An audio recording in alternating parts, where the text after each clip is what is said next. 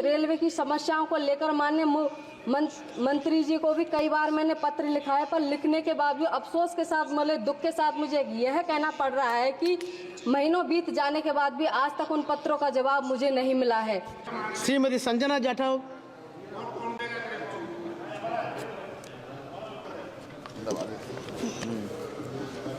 धन्यवाद अध्यक्ष महोदय। आज मैं हमारे देश की जीवन रेखा भारतीय रेल की बिगड़ती स्थिति पर अपनी गहरी चिंता व्यक्त करने के लिए खड़ी हुई हूँ।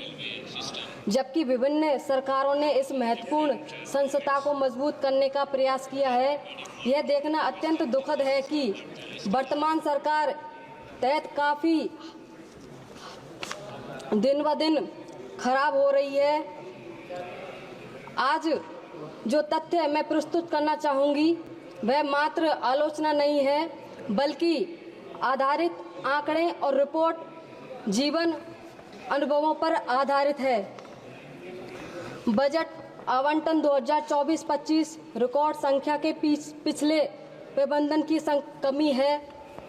वर्तमान सरकार ने केंद्रीय बजट 2024-25 में भारतीय रेल के लिए 2.62 लाख करोड़ का रिकॉर्ड आवंटन घोषित किया है, जिसमें 1.08 लाख करोड़ सुरक्षा संबंधी गतिविधियों के लिए भी सम्मिलित है।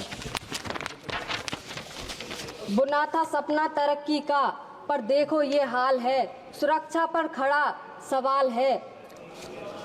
हादसे देखते हैं गवाही हर साल है। बढ़ते हादसे एक गंभीर सच्चाई है। यात्रियों की सुरक्षा जो भारतीय रेल की नींव है, वर्तमान सरकार तरह बार बार समझौता किया गया है कि वंदे भारत जैसी हाई स्पीड ट्रेन को बड़े जोश के साथ लॉन्च किया जा रहा है। लगातार हो रही दुर्घटनाएं प्रणालीगत विफलताओं को उजागर करते हैं। पिछले 5 वर्षों में मंत्रालय के आंकड़ों के अनुसार हर महीने औसतन 3 दुर्घटनाएं हुई हैं। बालसोर त्रासदी और उनके बाद कंचनजंगा एक्सप्रेस की पटरी से उतरने की घटनाएं मजबूत स्वतंत्रता तंत्र की अनुपस्थिति को दिखाती है। दुखद के रूप से बालसोर ट्रेन दुर्घटना, जिसमें लगभग 300 लोगों की जान चली गई। इसके अलावा 2017 से रेलवे की बजट को केंद्रीय बजट में विलय कर दिया गया है, जिससे संसद में गहन चर्चा का भी अवसर समाप्ति हो गया है, जिससे जवाबदेही कम हुई है और सरकार की प्राथमिकताओं पर भी सवाल उठाने का भी मंच भी छीन लिया गया है। सबसे परेशान करने वाली बात तो यह है कि बजट का ध्यान बहुसंख्यक यात्रियों के लिए की ज़रूरतों पर ध्यान नहीं है। हमारी 90 आबादी सामान्य और बिना आरक्षित डिब्बों पर भी निर्धारित करती है। फिर भी बजट का झुकाव उच्च वर्ग 10% आबादी के लिए लग्जरी सेवाओं की भी ओर यह रेलवे की सभी नागरिकों की समस्या के मिशन के एक खतरनाक विलेटन है। सरकार का निजीकरण की ओर झुकाव जिसे आधुनिकीकरण के रूप में भी पेश किया जा रहा है, भारतीय रेल के सार्वजनिक सेवाओं के मूल्य सिद्धांतों को भी कमजोर करता है।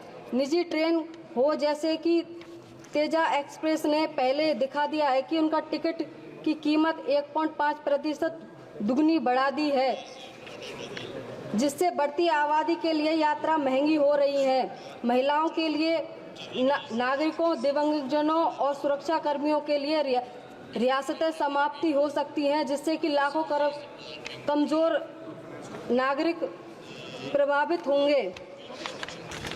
शौचालय गंदे बने हैं और यात्रियों ने भी स्वच्छता को लेकर भी शिकायत की है। बुनियादी ढांचे को अधूरे वादे उपेक्षित कर जरूरत भय घोषणाओं के बावजूद भी रेलवे की आधुनिक का सपना अभी भी दूर है। 40% से अधिक रेलवे ट्रैक नवीनीकरण के लिए लंबित है। 55% से भी अधिक स्टेशनों पर भी पानी का पीने बैठने जैसी बुनियादी सुविधाओं की भी कमी है। एक प्रकार की सुधार कि माननीय अध्यक्ष महोदय, रेल मंत्री केवल एक संस्था नहीं है, ये हमारे देश की प्लीज प्लीज कंक्लूड मैं बस एक मिनट प्लीज। हमारे देश की धड़कन है। इसके बावजूद भी वर्तमान सरकार तहत इसकी आत्मा को खराब शासन और उपेक्षा कर द्वारा कमजोर किया जा रहा है। सरकार को दिखावे की राजनीति छोड़कर समर्थक सुधारकों पर भी ध्यान देना चाहिए। हमें सुनिश्चित करना चाहिए कि भारतीय रेल केवल एक लाभ कमाने का साधन ना बने, बल्कि जनता की सेवा का एक माध्यम बने। माननीय अध्यक्ष महोदय, बजट में मेरे राजस्थान की भी अनदेखी की गई है और मैं अपने भरतपुर क्षेत्र की भी रेलवे की समस्याओं को लेकर माननीय मंत्री जी को भी कई बार मैंने पत्र लिखा है, पर लिखने के बावजूद अफसोस के साथ, मतलब दुख के साथ मुझे यह कहना पड़ रहा है कि महीनों बीत जाने के बाद भी आज तक उन पत्रों का जवाब मुझे नहीं मिला है, जिससे रेलवे मंत्रालय की कार्यकुशलता पर भी सवाल उठाता है। धन्यवाद। Thank you.